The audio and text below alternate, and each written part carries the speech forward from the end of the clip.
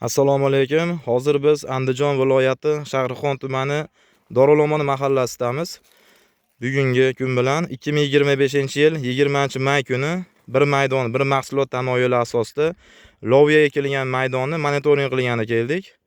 Ushbu loyiha Sanoat qurilish bank hamkorligida Andijon viloyati Shahrixon tumani Dorulomon mahallasida 10-11 sonli konturlarda amalga oshirilmoqda.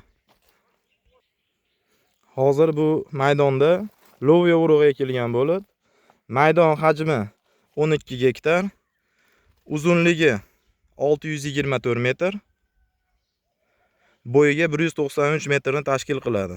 Loyiha menejeri G'offorov Islombek bu yerda ekinlar zamonaviy usullar bilan parvarishlanib kelmoqda. Hozirda ekinlarimiz unib chiqib, gullab, barcha agrotexnik ishlovlar berilib kelmoqda. Hozirgi holati ekinlar gullash mavsumidan o'tib, hosilga kirish jarayonlari boshlangan. Hozir mana hosilga kirgan. Gullash jarayonidan o'tib,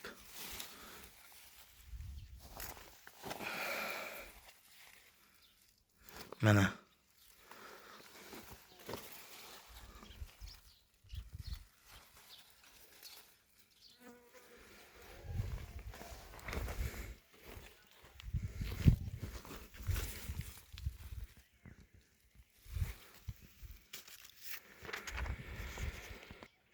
hosilimizni yig'ishtirib olish 85-90 kunda pishib yetilib, hosilni yig'ib olinadi. Hozirgi kunda ekinlarni mineral o'g'itlar bilan oziqlantirib, sug'orish ishlari olib borilmoqda.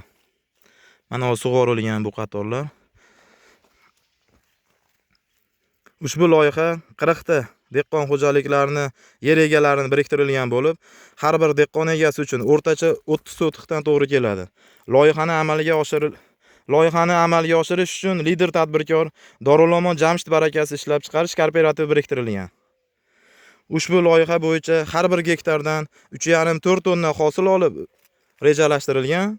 Mazkur ekin yig'ishtirib olingandan so'ng ikkinchi ekinga kunga boqar serhosil urug'lari olib kelib ekiladi. Uchinchi hosilga esa 90 bosqich shaklida sarimsoq piyoz ekiladi. Yuqori daromadli ekin turlarini tashkil ekish orqali yer egalari daromadini yanada oshirib boradi. Hozir mana bugun 20-may 2025-yil 12 gektarli 10-11 sonli konturdamiz. Loviya urug'larimiz mana pishish jarayonlari boshlangan, xudo xohlasa.